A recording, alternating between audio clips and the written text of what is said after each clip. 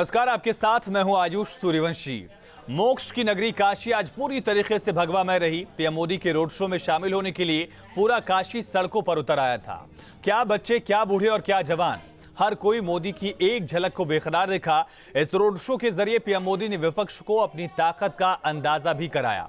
तमाम पहलुओं पर चर्चा करेंगे और साथ साथ हमारे साथ जुड़े रहेंगे हमारे सहयोगी काशी से राहुल राजपूत और वरिष्ठ संवाददाता धीरेन्द्र पुंडीर सर भी हमारे साथ लाइव कनेक्ट है।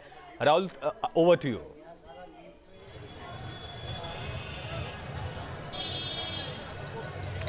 जाहिर तौर पर जिस तरीके से आपने शुरुआत की है, सबसे बड़ा मुद्दा कि मोक्ष की नगरी काशी, शिव की नगरी काशी और अब मोदी की नगरी काशी, आज पूरा काशी क्षेत्र मोदी में दिखाई दिया।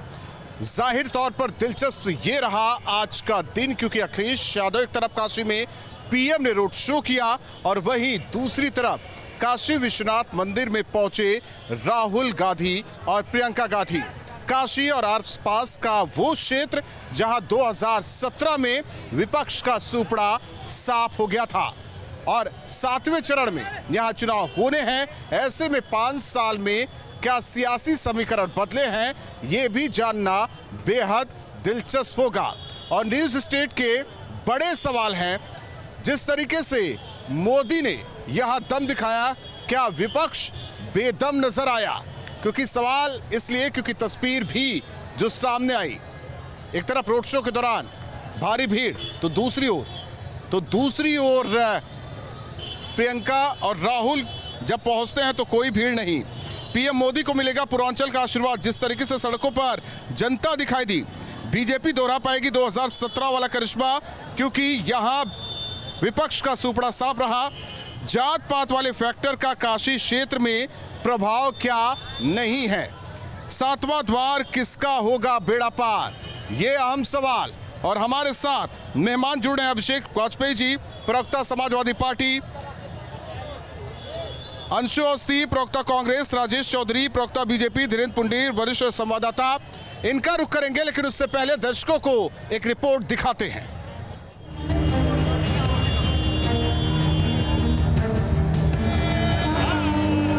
2022 के महासमर का ग्रैंड फिनाले यानी 7वें चरण का चुनाव 7 मार्च को है। 7 मार्च को 9 जिलों की 54 सीटों पर मतदान होना है। वैसे तो पीएम मोदी का ये रोड शो काशी में हुआ, लेकिन इसका असर पूर्वांचल की उन सभी सीटों पर पड़ेगा जहां मतदान होना है।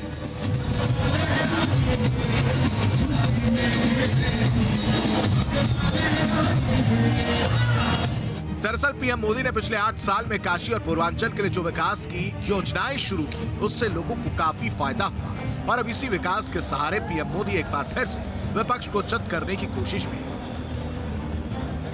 सियासी दलों के लिए काशी कितना अहम है, इसका अंदाजा इसी बात से लगा सकते हैं कि केवल पीएम मोदी ही नहीं, बल्कि अखिलेश यादव और राहुल गांधी भी आज के दिन वाराणसी में ही थे।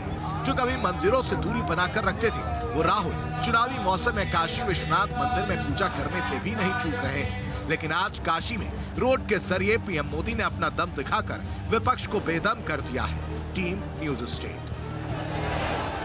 हमारे साथ मेहमान जुड़े हुए हैं। सबसे पहले रुख करेंगे अंशु अवस्थी जी का, कांग्रेस प्रवक्ता है। अंशु अवस्थी जी, पीएम मोदी अपने संसदीय क्षेत्र में रहे, लेकिन वहीं राहुल गांधी और जब प्रियंका गांधी पहुंचते हैं, वो तस्वीर क्यों नहीं दिखती? क्यों उनके पीछे लोग नहीं दौड़ते? क्या इस कदर कांग्रेस का जनाधार घट गया है?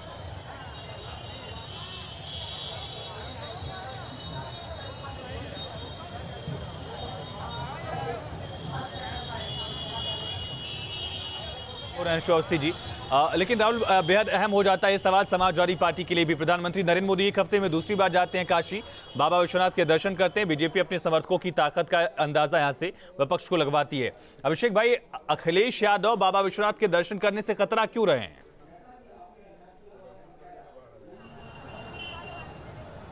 कि दर्शन करने से कोई नहीं कतरा रहा है, लेकिन सबसे बड़ी बात यह है कि आज बाबा ने जो आशीर्वाद दे रखा है आदरणीय अखिलेश यादव जी को, आपने देखा कि जनता की दीवानगी, जनता का प्यार, आशीर्वाद जो आज आदरणीय अखिलेश यादव जी को मिल रहा है वह अतुलनीय है। वह किसी से उसको कंपेयर नहीं किया जा सकता। और स्वयं प्रधानमंत्री जी जब यहाँ पे आए हुए हैं अब प्रचार करने के लिए अपने सारे कामकाज छोड़ करके, तो आप समझ सकते हैं कि कितना बड़ा चुनाव है कि स्वयं प्रधानमंत्री को आज अपने पार्टी की प्रचार करने के लिए आदरणीय अखिलेश यादव जी के सामने आना पड़ा। तो ये अपने आप में बहुत बड़ा कद और बढ़ा देता आदरणीय अखिलेश यादव जी का। आप समझ सकते हैं कि जब एक तरफ बात चलती थी डबल इंजन के सरकार की, तो आज उसमें से एक इंजन जो योगी आदित्यनाथ के नाम से जाना जाता था वो आज फेल हो चुका है। तो इसका मतलब कि आज उन्होंने अपने उत्तर प्रदेश में बताते थे कि बहुत काम किया, बहुत काम किया, कहीं काम नहीं कर पाए। डबल इंजन फेल हो चुका है, ऐसा दावा किया जा रहा है समाजवादी पार्टी की तरफ से। राहुल, वहां पर माहौल क्या है? और साथ ही अगर आपका कोई सवाल वो भी बताएं। ठीक है आयुष, एक सवाल धीरेन्द्र जो कि हमारे वरिष्ठ सहयोगी हैं धीरेन्द्र जी, उनका रुख करेंगे। धीरेन्द्र जी, आप लगातार इस रोड शो को कवर करते रहे, आप लगातार काशी आते रहे, हमें नहीं लगता कि कोई गली आपसे अछूती रही हो, कोई सड़क जिससे आप अनजान रहे हों। जाहिर तौर पर आपने बदलते हुए काशी को देखा है, तो इस बदलते हुए काशी और आसपास के क्षेत्र को ले तो विपक्ष के लिए क्या कुछ मुनासिब चीज बैठती है कि वो सेंधमारी इस इलाके में 2017 के बाद कर सके? यार वो टूट जाए तो ठीक है। वो चलिए धीरेन्द्र सर के पास शायद धीरेन्द्र सर आवाज मिल रही है क्या आपको? चलिए वहां शोर बहुत ज्यादा है। मिल रही है आपको, मेरी आवाज मिल रही है? धीरेन्द्र सर, सबसे अहम सवाल जो राहुल सर कहा कि आखिर बनारस में क्या विपक्ष के लिए बुनियाद बची है? पिंडरा से लेकर शिवापुरी तक, शिवपुर तक विपक्ष के लिए क्या बुनियाद है?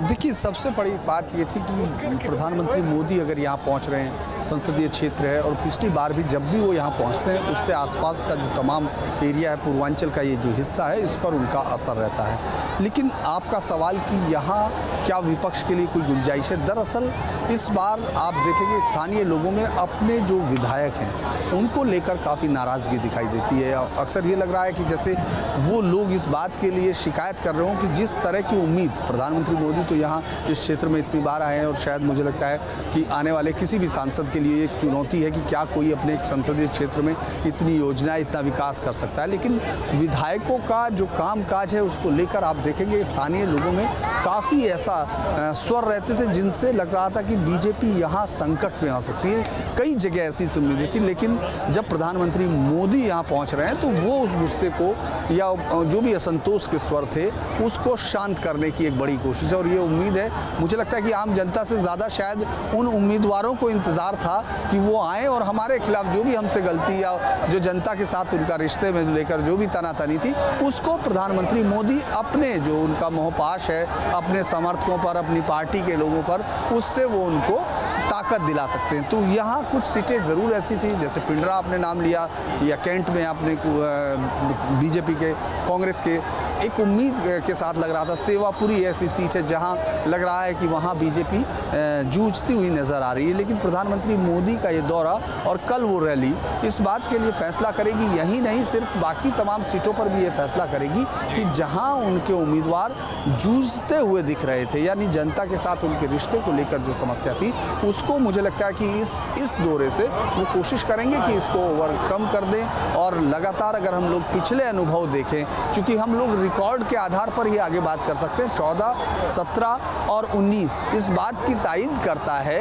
कि हाँ, जब वो आते हैं तो यहाँ की जनता बाकी तमाम चीज़ें भूलकर उनके साथ खड़ी हो जाती है, उनकी पार्टी के साथ खड़ी हो जाती है। तो आपके इस सवाल का जवाब इसी में है कि हाँ, वो सीटों का जो संघर्ष अभी दिख रहा है वो इस जो आज का रोड शो है और कल की रैली है उससे कुछ बीजेपी की तरफ झुकता हुआ दिखाई देने लगेगा। जी ठीक है, राजेश जी के पास चलेंगे इसको लेकर बीजेपी के प्रवक्ता क्या कहते हैं, लेकिन राहुल आपसे समझना चाहेंगे क्या जिस बात का जिक्र धीरेन्द्र सर कर रहे हैं। जी जी, अभिषेक वाजपेयी जी से था। बिल्कुल राहुल, अभिषेक जी से एक सवाल था मेरा कि कृष्ण जी अखिलेश के सपने में आते हैं और इसके अलावा राम मंदिर की वो बात करते हैं कि अगर सरकार उनकी आई तो तेज गति से काम होगा, पूरे परिवार के साथ वो राम मंदिर में जाएंगे, दर्शन पूजन करेंगे। आखिर परहेज क्यों काशी विश्वनाथ जी से?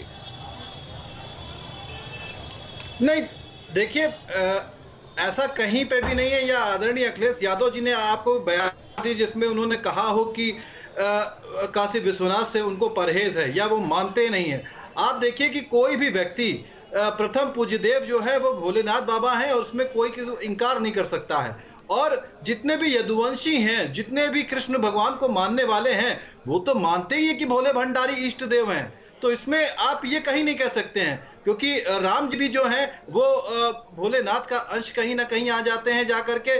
और क्योंकि सब लोग सम्मिलित हैं, उसमें आप कह सकते हैं ब्रह्मा विष्णु महेश तीनों एक हैं, आप कहीं अलग नहीं, अलग कृपया ना करें। कहीं उन्हें ये ना लगे कि ये तो पीएम मोदी ने कॉरिडोर बनवाया, यहाँ अखिलेश यादव आ रहे हैं।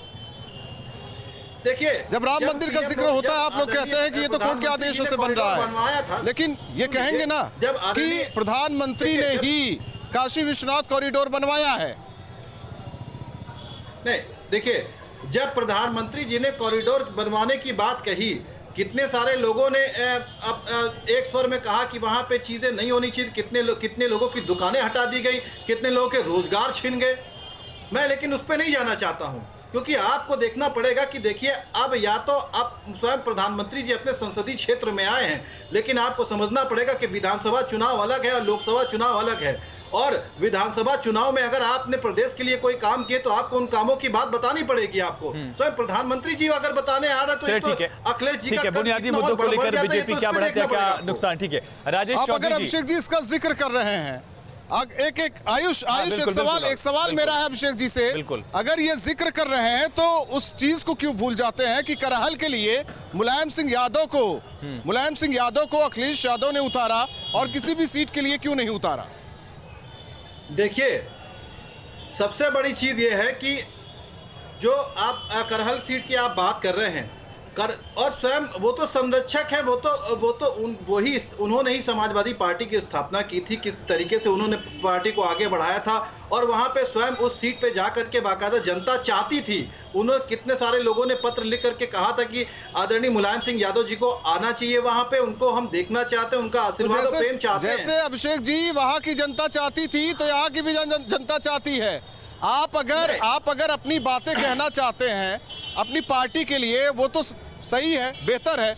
अगर वही पीएम मोदी की बात है, वाराणसी वासी की बात होती है, तो आप कहते हैं ये गलत है, गजब की बातें करते हैं। अंशु अवस्थी जी आपका रुख करेंगे। आखिर भीड़ प्रियंका और राहुल के पीछे क्यों नहीं है? लगता है पूर्वांचल में कुछ बचा है। बनारस से एक नेता थे, वो भी चले गए।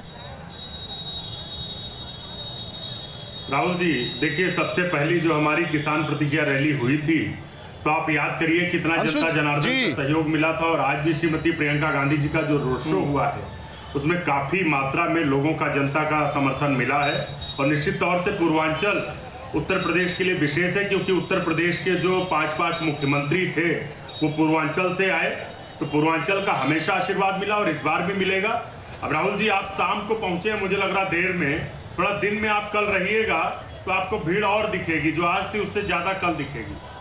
तो शिव की नगरी, मोक्ष की नगरी काशी में आज कई बड़े दिग्गज रहे, जिनमें प्रधानमंत्री नरेंद्र मोदी से लेकर कांग्रेस की भी कई बड़े नेता मौजूद थे, समाजवादी पार्टी के भी यहां पर नेता मौजूद थे। इन्हीं तमाम पहलू पर चर्चा हम लगातार कर रहे हैं।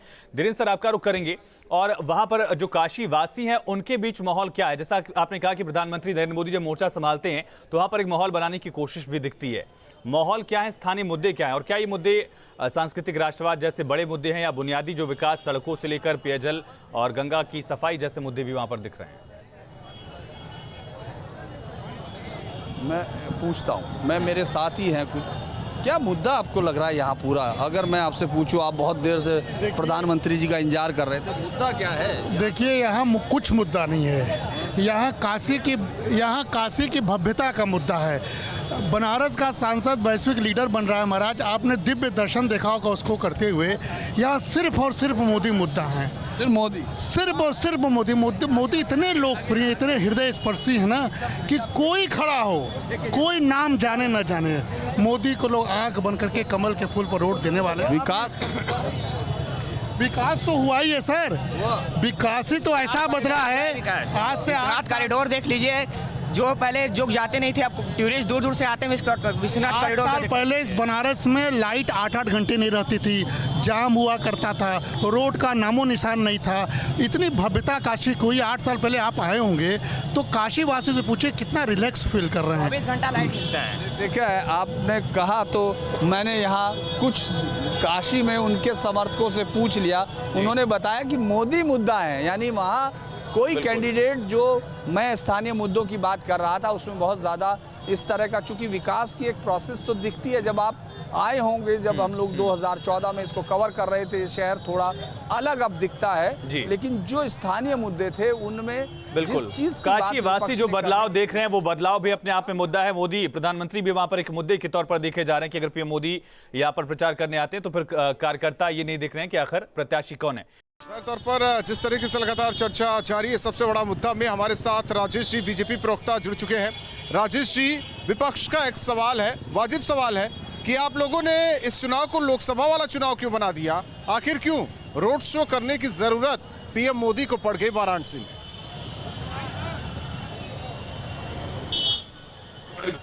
लेती है, चाहे वो लोकसभा का चुनाव हो चाहे विधानसभा का चुनाव हो, चुनाव तो चुनाव होता है। और चुनाव के बाद जो करके परिणाम पर डिस्कस करते हैं तो इससे थोड़ा छोड़ दिया जाएगा कि जो चुनाव विधानसभा का है। अच्छा, दूसरी बात मैं कहूंगा, प्रधानमंत्री उस क्षेत्र के सांसद हैं। प्रधानमंत्री ने पूरे देश के अंदर और कहीं रोड शो नहीं किया। वहाँ सांसद की हैसियत से उनकी लोकप्रियता इतनी है कि लाखों लाख लोग अपने ही चल के आ जाते हैं। पूरे शहर का क्या हाल ये बातें विपक्ष को समझाइए, सवाल उनके हैं। देखिए, विपक्ष तो खत्म है, अखिलेश यादव तो लीड ही नहीं कर पा रहे हैं। आप सहारनपुर से शुरू करिए और आज बलिया तक चुनाव हो गया, कहीं ये एक्सटेंड नहीं कर पा रहे हैं दूर दूर तक, कहीं इनका कोई अस्तित्व नहीं है। अखिलेश यादव को मुलायम सिंह यादव जी ने सत्ता सौंपी थी, वो कोई अपनी मेहनत से नहीं आए थे सत्ता में, उन्हें बाप की विरासत में राजनीति मिली थी। उसको उन्होंने देखिए ना, मैं कहूंगा आपको 4 बार 2014 है, 2017 है, 2019 और 2021 का पंचायत का चुनाव, 4 बार परीक्षा दी है और 4 बार उस परीक्षा में फेल होने का काम अखिलेश यादव ने किया है। जनता उनको नकार चुकी है, उनको नेता के रूप में स्वीकार करने को तैयार नहीं है। मुलायम सिंह जी की जो राजनीतिक विरासत है उसको धीरे धीरे करके समाप्त कर रहे हैं। इसके अलावा और कुछ ना। और मोदी ब्रांड है, योगी ब्रांड है, अपने काम के दम पर, अपनी मेहनत के दम पर, अपने पुरुषार्थ के दम पर, गरीब की सेवा के दम पर, और जिस तरह से आज हम विकास के रास्ते पर उत्तर प्रदेश को ले गए। और मैं आपको उदाहरण दूंगा, आज दुनिया के अंदर देखिए, बात करते थे, देखिए रूस में आज रूस और धीरेन्द्र सर का रुख करते हैं। धीरेन्द्र सर का रुख करते हैं। धीरेन्द्र सर, हालांकि जिस तरीके से आयुष ने आपसे सवाल पूछा था जब बीएचयू गेट पर पंडित मदन मोहन मालवीय जी की प्रतिमा पर माल्यार्पण पीएम ने किया, लेकिन आपसे इस रोड शो के स्ट्रेटजी को लेकर समझते हैं, जरा जो सपा के नेताओं या कांग्रेस के नेता उनको भी बताइए कि आखिर ये स्ट्रेटजी क्या कहती है, क्योंकि वो पहले पटेल जी की प्रतिमा पर माल्यार्पण करते हैं, नमन करते हैं, फिर रोड शो करते हुए वो काशी विश्वनाथ के दरबार में पहुंचते हैं, पूजा अर्चना करते हैं, शीश नवाते हैं, फिर वो शिक्षा की अलग जगाने वाले पंडित मदन मोहन मालवीय जी की प्रतिमा पर माल्यार्पण करते हैं, उन्हें नमन करते हैं। ये स्ट्रेटजी आखिर पूर्वांचल को लेकर क्या कुछ इस स्ट्रेटजी की, इस रणनीति के जरिए पीएम कहना चाहते हैं? देखिए, एक चीज़ तो है कि इस बात का कोई मतलब नहीं कि उन्होंने आखिरी दिन रोड शो क्यों किया या क्यों नहीं कर सकते, क्योंकि हर पार्टी की वो चूँकि प्रधानमंत्री हैं और वो विधानसभा चुनाव में प्रचार नहीं करेंगे, इस तरह की तो कोई वो नहीं है, क्योंकि वो एक पॉलिटिकल पार्टी के लीडर भी हैं, उनको उस पॉलिटिकल पार्टी को जिताए रखना है, तो इसीलिए वो प्रचार करते हुए दिखे। ये रणनीति ज़रूर बेहतर है, क्योंकि अगर आप विपक्षियों को देख रहे हैं तो वो जातियों के जो समीकरण है उनको साधने की कोशिश के बाद चुनौती दे रही। मुद्दे बहुत कम इस चुनाव में आप देख रहे होंगे। अगर बेरोजगारी का मुद्दा है तो उसको आप इस तरह देख सकते हैं कि जो बीजेपी के खिलाफ पार्टी है वो तमाम लोग उसको, अगर आप एक ही जगह पर खड़े हुए 4 युवाओं से देखते हैं तो वो जातीय आधार पर उस मुद्दे को गुण दोष में आंकते हैं। जो समाजवादी पार्टी गठबंधन के साथ जाती हैं, अगर उनके युवाओं से अगर आप बात करेंगे, जातीय गोलीबंदी को बीजेपी पे मोदी के चेहरे के साथ साधने की कोशिश कर रही है। आप सभी का बहुत शुक्रिया। वक्त खत्म हो गया हमारे पास। तो पूर्वांचल का चुनाव, 7वें रण का ये चुनाव और इस चुनाव में सभी बड़े दिग्गजों की साख भी दांव पर है। एक तरफ प्रधानमंत्री नरेंद्र मोदी का गढ़ वाराणसी और दूसरी तरफ आजमगढ़ अखिलेश यादव का भी गढ़।